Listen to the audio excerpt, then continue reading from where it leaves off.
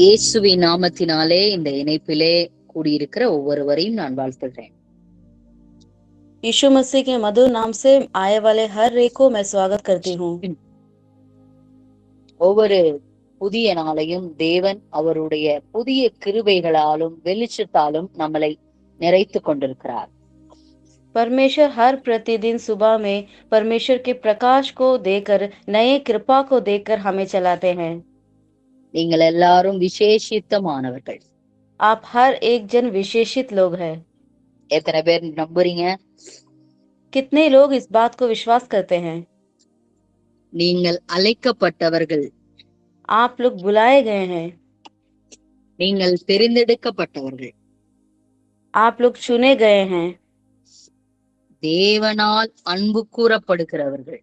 परमेश्वर के द्वारा प्रेम की बागी है। தேவ புத்திரர்களாக எழும்புவதற்காக நீங்கள் அழைக்கப்பட்டிருக்கிறீர்கள். परमेश्वर के पुत्र बनकर जीने के लिए आप बुलाए गए हैं। தேவனுடைய சாயலை பிரதிபலிக்கிறவர்கள். परमेश्वर की छाया को प्रकट करने वाले हैं। ஒவ்வொரு புதிய நாளும் தேவனுடைய அன்பின் வெளிப்பாடாக இருக்கிறது என்று நான் அநேக தரம் சொல்லிக் கொண்டிருக்கிறேன். मैं कई बार आप लोगों से कह चुकी हूँ कि हर प्रतिदिन जो है परमेश्वर की कृपा को प्रकट करने वाला है। ஒவ்வொரு புதிய நாளும் நீங்க நைட்டு படுத்து நீங்க காலையில எந்திரிக்கிறீங்கன்னா அந்த புதிய நாள் தேவனுடைய அன்பை அது வெளிப்படுத்துகிறதாக இருக்கிறது. हर रोज जो है रात को आप सोते हैं, सोने के बाद जब दूसरे दिन सुबह में उठते हैं ना, वो हर प्रतिदिन का सुबह जो है परमेश्वर के प्रेम को प्रकट करता है।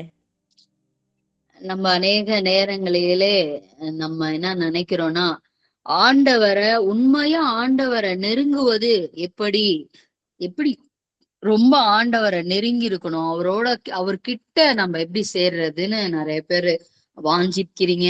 நிறைய பேர் அததான் எப்படின்னு யோசிச்சுட்டு இருக்கீங்க. कई समय में जो है अनेक लोग ऐसा विचार के साथ रहते हैं कि हम कैसे परमेश्वर के करीब जाए, कैसे और भी परमेश्वर का करीब रह सकेंगे बोलकर होने के लिए क्या करना है, ऐसा बहुत सारे लोग प्रश्न में रहते हैं।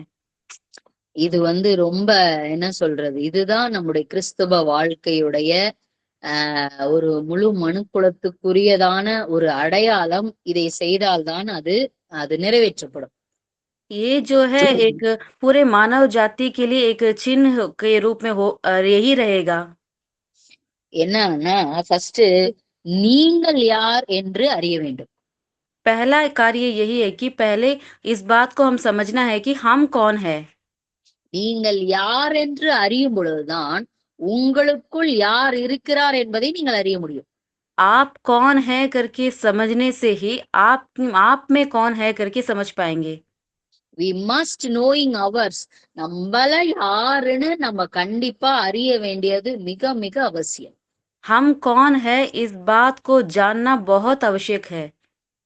நம்முடைய நமக்குள்ளே ஆவி, ஆத்மா, சரீரம் என்று 3 இருக்கிறது.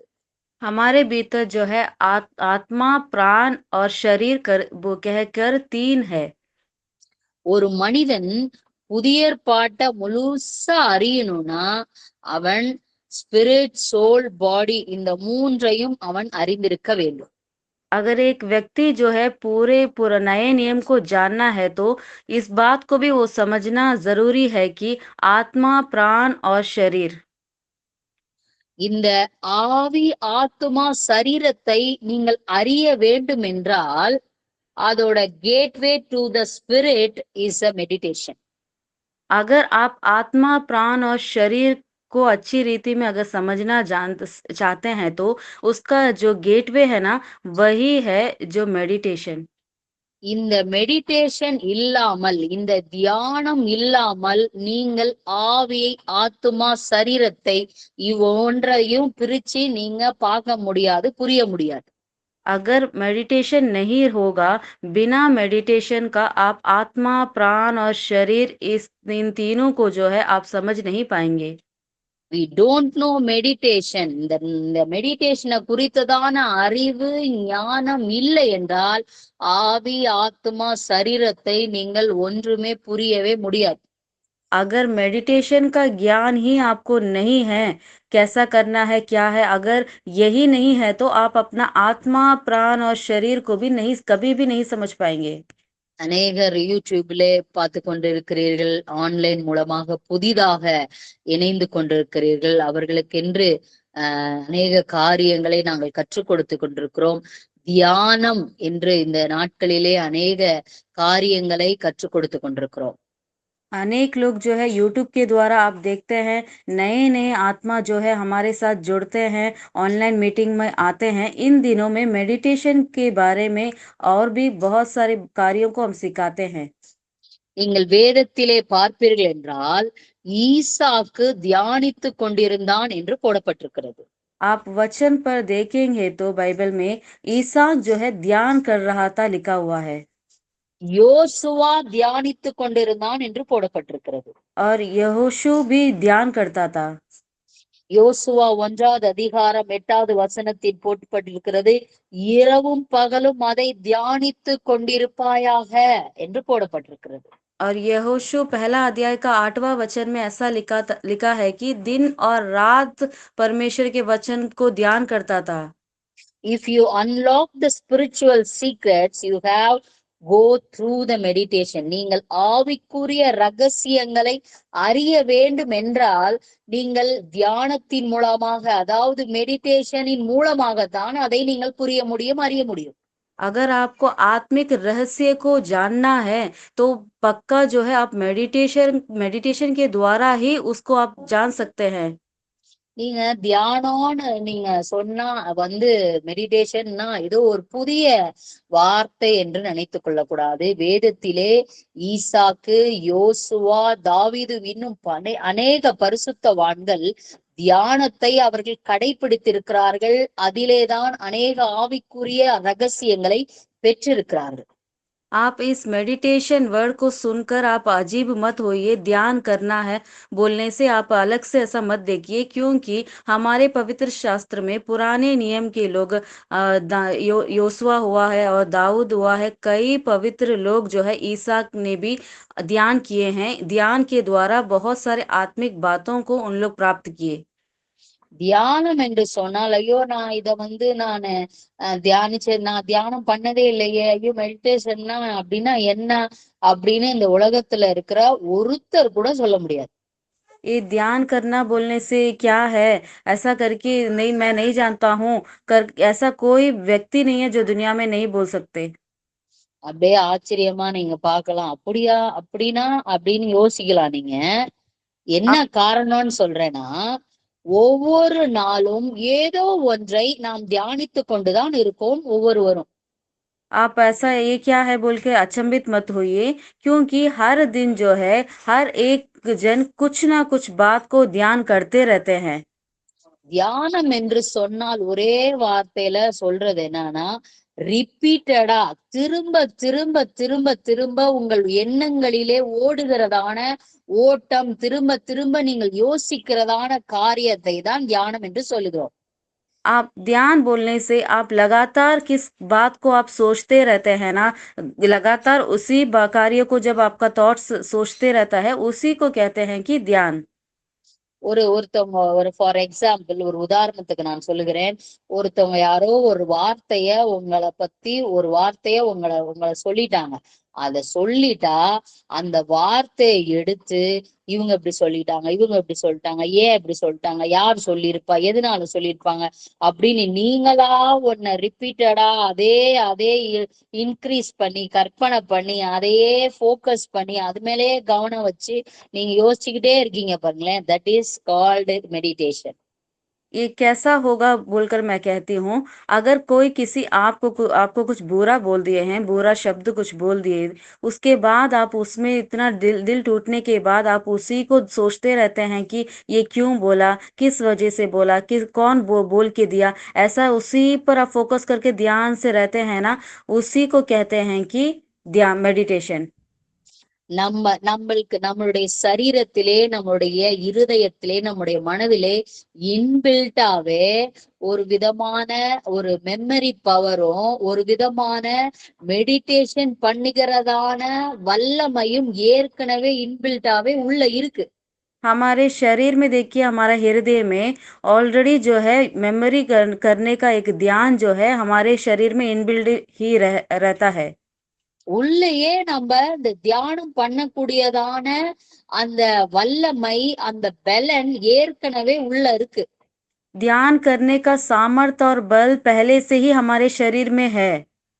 ஒரு காரியத்தை நாம் கவனம் செலுத்திவிட்டால் அதிலே நம்ம ஃபுல்லா அது அப்படியே உள்ள சோக்காயி அப்படியே மூழ்கி விடுகிறதான ஒரு உள்ள அந்த அந்த பலன் உள்ள இருக்கிறது.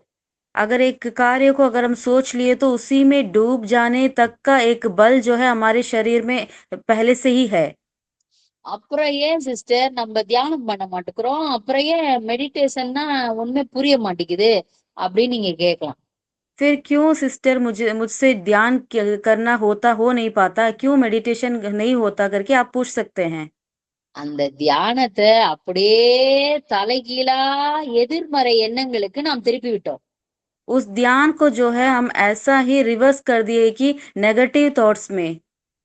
நம்ம ஆண்டவருடைய வசனத்தையோ, மற்ற ஜீவ வார்த்தைகளையோ, ஜீவ வசனங்களையோ அதிலே நாட்டம் கொள்வதற்கு நம்முடைய மனமானது போக மாட்டேங்குது, போக்கஸ் ஆக மாட்டேங்குது.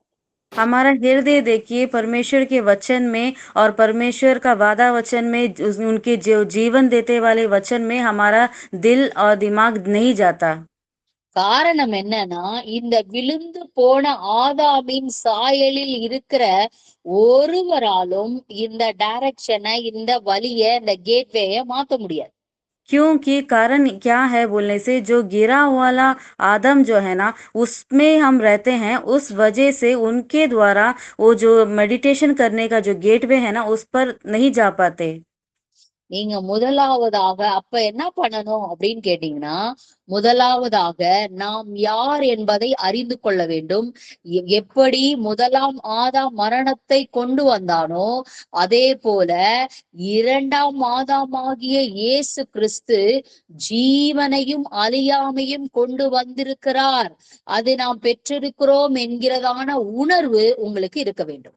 तो अभी क्या करना है सिस्टर कर कर आप पूछेंगे तो एक ही कार्य को आपका विश्वास करना है कि जैसा पहला आदम ने इस जगत में मृत्यु को लाया, उसी समान जो है नए दूसरे आदम जो है उनके द्वारा जीवन और अमरता इस पृथ्वी में आया। इस बात को आप विश्वास करना है। நீங்கள் ரோமர் 5வது அதிகாரம் 17வது வசனத்தை நீங்கள் இதை முடித்த பிறகு படித்து பார்ப்பீர்கள் என்றால், அந்த ஒருவன் மூலமாய் மரணம் வந்தது, இந்த இரண்டாம் ஆதாமாகிய வானத்திலிருந்து கர்த்தராகிய இயேசு கிறிஸ்துவின் மூலமாக ஜீவன் வந்தது என்பதை நீங்கள் உங்களுடைய ஆத்துமா அதை அறிய வேண்டும், புரிய வேண்டும். आप इस प्रार्थना सभा खत्म होने के बाद इस वचन को उठाकर पढ़िए। रोमियो के अध्याय 5वां अध्याय का 17वां वचन में लिखा है कि एक मनुष्य के द्वारा इस जगत में जो है मृत्यु आया, उसी समान जो है एक ही मनुष्य के द्वारा और एक ही मनुष्य की आज्ञाकारी के द्वारा इस जगत पर जीवन आया है करके लिखा है। இந்த காரியங்களை நீங்கள் புரியும் பொழுதுதான் உங்கள் ஆவி எங்கே இருக்கிறது, உங்கள் ஆத்துமா எங்கே இருக்கிறது, உங்கள் சரீரம் எங்கே இருக்கிறது என்கிறதான தேடுதலிலே நீங்கள் போவீர்கள். அதற்கு அடுத்ததுதான் நீங்கள் இந்த தியானத்தை சரியான வழியிலே, சரியான வாசலை பிடித்து நீங்கள் போக முடியும். आप जब इस वचन को विश्वास करेंगे तभी आपका आत्मा कहाँ है, आपका प्राण कहाँ पर है, आपका शरीर कहाँ पर है, इसका जो भेद है ना, इसको आप समझ पाएंगे, उसका जो जांचने का काम को शुरू करेंगे। நேற்றைய தினத்திலே நம்முடைய ஆத்துமாவின் வேரை குறித்து நாம் கேட்டோம். कल के दिन में हम अपने आत्मा के जड़ के बारे में हमने सीखा। முதலாவதாக நீங்க ஆத்துமா எங்க இருக்கு, ஆத்துமாக்குள்ள என்னென்னலாம் இருக்கு நீங்க கற்றுக்கொள்ளும் பொழுதுதான் ஆத்துமாவின் வேரை குறித்ததான ஞானம் உங்களுக்கு வரும். पहला जो चीज जो है, पहले आपकी आत्मा कहाँ पर है, उसको जब सीखेंगे तो ही आत्मा का जड़ कहाँ है उसको आप समझ पाएंगे। இது வந்து ரொம்ப ஒரு பெரிய சப்ஜெக்ட். ஆனா ஒரே ஒரு லைன்ல ஒரு ஒரு டிப்ஸ் மாதிரி உங்களுக்கு கொடுக்குறேன். What is your soul? உங்களுடைய ஆத்துமா என்றால் என்ன என்று சொன்னால், யுவர் தாட் இஸ் சோல். உங்களுடைய எண்ணங்கள் தான் ஆத்துமாவாக இருக்கிறது. ये सब्जेक्ट जो है बहुत ही बड़ा है, लेकिन भी हम एक सिंपल चीज़ में बता देती हूँ। आपका आत्मा क्या क्या है बोलने से, आपका जो थॉट्स है ना, वही है आपका सोल, आपका आत्मा। இந்த எண்ணங்கள், அது ஓடிக்கொண்டிருக்கிற எண்ணங்களை அமர்த்தி தேவனுக்கு நேராக, ஜீவனுள்ள வார்த்தைகளுக்கு நேராக கொண்டு போகிற வழிதான் மெடிடேஷன்.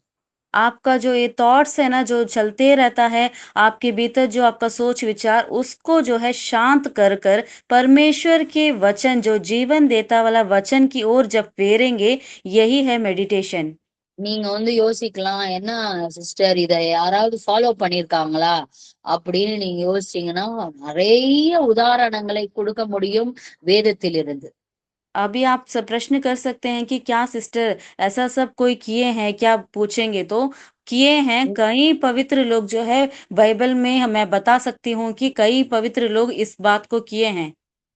நீங்கள் ஈசாக்கை பார்த்தால், நீங்கள் ஈசாக்குடைய அந்த வரலாறை நீங்க பாத்தீங்கன்னா, ஈசாக்கு தியானித்துக் கொண்டிருந்தான் என்று போடப்பட்டிருக்கிறது. யோசேப்பு இரவும் பகலும் தியானமா இருந்த மனுஷனாக இருந்தார். நீங்கள் தாவீதை பார்க்கும்போது अनेक காரியங்களை நீங்கள் பார்க்கலாம்.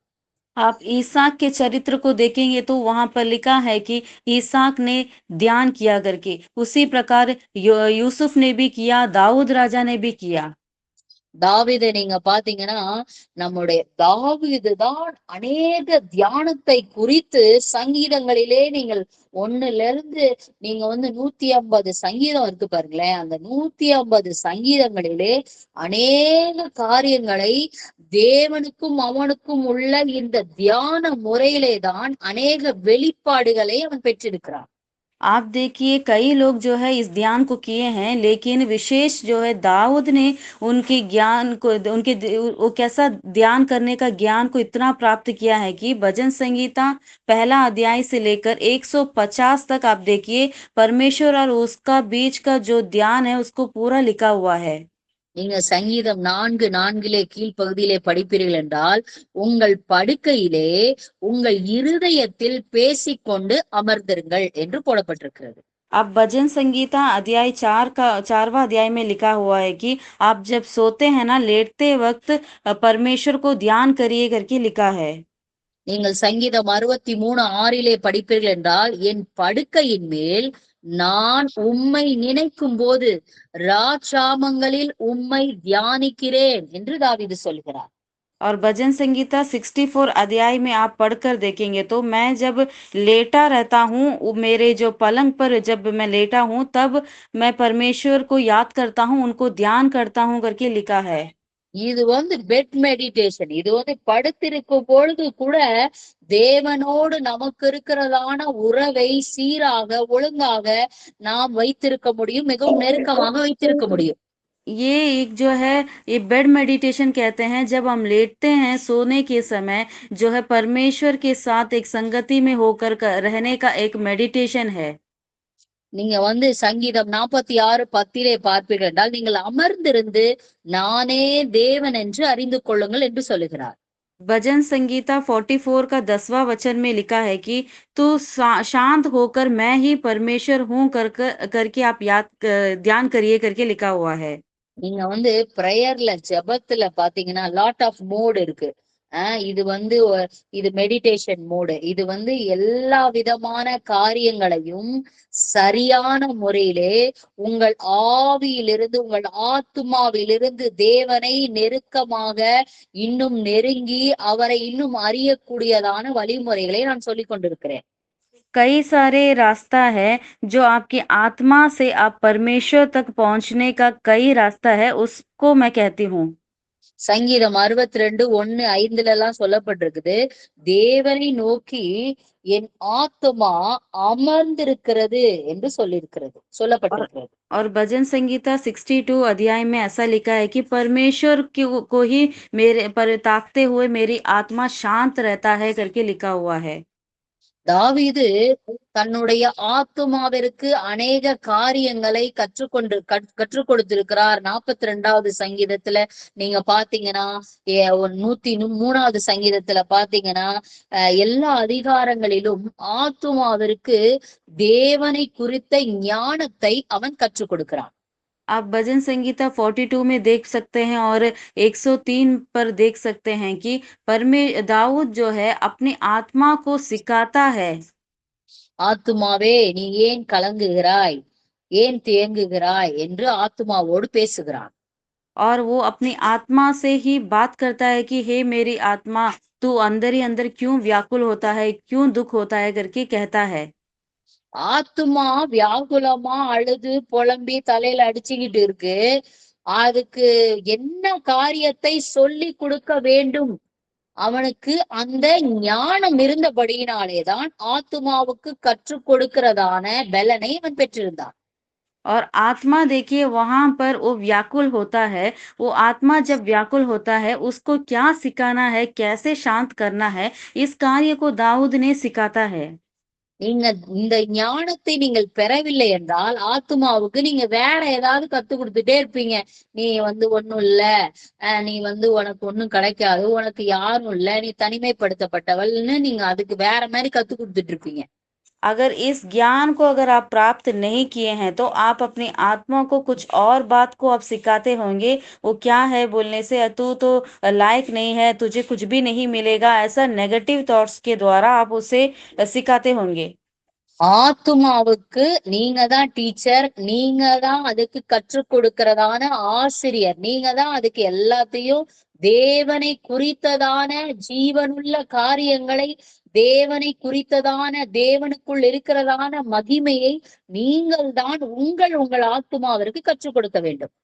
परमेश्वर के प्रति और परमेश्वर का जो ज्योति है, उनके सारे बातों को आपकी आत्मा को सिखाने वाले गुरु जो है आप ही है। நீங்கள் 103ஆம் சங்கீதம் 1வது வசனத்திலே படிப்பீர்கள் என்றால், என் ஆத்துமாவே கர்த்தரை ஸ்தோத்திரி, என் முழு உள்ளமே அவருடைய பரிசுத்த நாமத்தை ஸ்தோத்திரி, அவர் செய்த சகல உபகாரங்களையும் மறவாதே என்று சொல்லிக் கொடுக்கிறார் தாவீது. आप भजन संगीता 103 का पहला और दूसरा वचन पढ़कर देखिए। हे मेरे मन, यहोवा को धन्य कह, और जो कुछ मुझ में है वह उसके पवित्र नाम को धन्य कहे। हे मेरे मन, यहोवा को धन्य कह और उसके किसी उपकार को ना भूलना, ऐसा लिखा है। நீங்க ஆத்துமாக்கு நீங்க சொல்லி கொடுக்கறதெல்லாம் அது எப்ப கேக்கும்னா, உங்கள் ஆத்துமாவை நீங்கள் அடக்கி அமர பண்ணிருக்க வேண்டும் த்ரூ த மெடிடேஷன் மூலமாக. आपको आप जब इस आप आपकी आत्मा को सिखाने के जगह पर कब आएंगे बोलने से पहला जो है, आपका आत्मा जो है उसको शांत करना है, उसे पकड़कर एक जगह बैठाना है, उसके भीतर कुछ थॉट्स नहीं रहना है, थ्रू मेडिटेशन के द्वारा। நீங்கள் சங்கீதம் 131:2 படிப்பீர்கள் என்றால், தாயின் பால் மறந்த குழந்தையைப் போல நான் என் ஆத்துமாவை அடக்கி அமர பண்ணினேன், என் ஆத்துமா பால் மறந்த குழந்தையை போல் இருக்கிறது. आप भजन संगीता 131 चैप्टर का दूसरा वचन आप पढ़कर देखेंगे तो, निश्चय मैंने अपने मन को शांत और चुप कर दिया है, जैसे दूध चुराया हुआ लड़का अपनी माँ की गोद में रहता है, वैसे ही दूध चुराए हुए लड़के के समान मेरा मन भी रहता है। தாவீது என்னமோ இன்னைக்கு இன்னைக்கு சொல்லி நாளைக்கே ஆத்துமா அமைதி ஆயிடுச்சு அப்படின்லாம் கிடையாது. தாவீது அநேக வருடங்களாக தொடர்ச்சியான தியான முறையிலே, தொடர்ச்சியான ஆண்டவரோடு அந்த நெருங்கிய உறவின் மூலமாகத்தான் தன் ஆத்துமாவை அடக்கி அமர பண்ண முடிந்தது. அமர பண்ண முடிந்ததினாலே தான் அவன் சரியான காரியங்களை ஆத்துமாவுக்கு கற்றுக் கொடுக்கும் போது அது கற்றுக்கொண்டது. आप देखिए, दाऊद को ऐसा मत समझिए कि कल बोलकर आज जो है ध्यान करने वो एकदम विशेषित हो गया, ऐसा नहीं है। वो पहले से बहुत दिनों से, कई दिनों से जो है वो मेडिटेशन करते हुए पर ध्यान करने के बाद अपना मन को शांत करने का जगह पर आने समय लगा। நீங்க உங்களுடைய சோலை அடக்க தெரியலன்னு வச்சுக்கோங்களேன். அதாவது உங்கள் மனதை நீங்க அடக்க தெரியலன்னா உங்களுடைய தாட்ல வந்து லூஸ் மோஷன் மாதிரி அது வந்து கண்ட்ரோல் இல்லாம போய்கிட்டு இருக்கும். अगर आप अपने मन को शांत करने आप नहीं जानते हैं तो वो लूज मोशन के समान आपका थॉट्स जो है वो जाता रहेगा। அன்கண்ட்ரோலா ஆயிரும் உங்களோட தாட். वो जो है काबू में नहीं रुकेगा, आपका जो सोच विचार है ना वो एक काबू में नहीं रहेगा। நம்ம இப்ப பாத்துக்கலாம், அப்புறம் பாத்துக்கலாம், அது இந்த இந்த இந்த இந்த பிரச்சனை முடியட்டும் பாத்துக்கலாம், இந்த இந்த இந்த வருஷம் முடியட்டும் பாத்துக்கலாம்னு அப்படியே ஒரு கிட்டத்தட்ட ஒரு 40 வருஷம் போயிடுச்சு. ये परेशानी जो है समाप्त होने दीजिए, उसके बाद शुरू करेंगे, ये साल खत्म होने दीजिए, फिर शुरू करेंगे। ऐसा बोलते-बोलते 40 साल जो है बीत जाएगा। நம்ம 2026ஆம் ஆண்டு 8 மாதங்களை கடக்க போகிறோம். இன்னும் ஒரு 4 மாசம் தான் இருக்குன்னு வச்சுக்கோங்க. இந்த 4 மாதத்திற்குள்ளாக இந்த தியான முறையை நீங்கள் கற்றுக்கொண்டு நாம் இந்த பூமிக்கு எதற்காக அனுப்பப்பட்டிருக்கிறோம், எதற்காக எதை பெற்றுக்கொள்ள, எதை ஆளுகை செய்ய அழைக்கப்பட்டிருக்கிறோம் என்ற ஞானத்தை நீங்கள் அறிய வேண்டியது மிகவும் அவசியம். ये 2026 खत्म हो गया है। 8 महीना जो है खत्म हो चुका है, लगभग और 4 महीना बाकी है। इस 4 महीना में हम क्यों इस पृथ्वी में आए, हमारा पर्पस क्या है, उसकी वो सोच के पीछे आप भागिए। मेडिटेशन करना कैसा करना है उस कार्य को हम सीखेंगे। இந்த காரியங்கள் எல்லாம் இன்னும் ஆழமாக நீங்கள் கற்றுக்கொள்ள விரும்பினால் நம்முடைய யாதா மெடிடேஷன் அநேக காரியங்களை நாங்கள் வைத்திருக்கிறோம். இதுல நீங்க வந்து நிறைய ஞானத்தை கற்றுக்கொள்வதற்காக செலவிடுங்கள், நேரத்தை செலவிடுங்கள், உங்களுடைய பணத்தை செலவிடுங்கள். இது வந்து ஒரு லைஃப் லாங் ப்ராசஸ். இது ஏதோ நீங்க வந்து ஏதோ இந்த மாசம் அந்த மாசம்னு இல்லை, இது வந்து லைஃப் லாங்கா இந்த முறைப்படிதான் நாம் வாழ்ந்தால்தான் ஜீவனை ஆளுகை செய்வார்கள் என்று அதிக நிச்சயம் அல்லவா என்கிறதான காரியம் நம் மூலமாக நிறைவேற்றப்படும். आपको अगर इस कार्य को और भी अधिक से जानना है, सीखना है, सोचते हैं तो आप इस यादा मेडिटेशन सेंटर जो है इन हमारे साथ जुड़ जाइए। हम मेडिटेशन को सिखाते हैं। ये एक महीना 2 महीना करने की बात नहीं है, ये एक लाइफ लॉन्ग प्रोसेस है। तब जाकर हम जीवन को प्राप्त कर जीवन में शासन करना सीख पाएंगे। இது வந்து எனக்கு வயசாயிருச்சு, இனிமேல் என்னத்த கத்துக்கிட்டு இனிமேல் என்ன அப்படிலாம் கிடையவே கிடையாது. வயதே கிடையாது இந்த காரியங்களை கற்றுக்கொள்வதற்கு.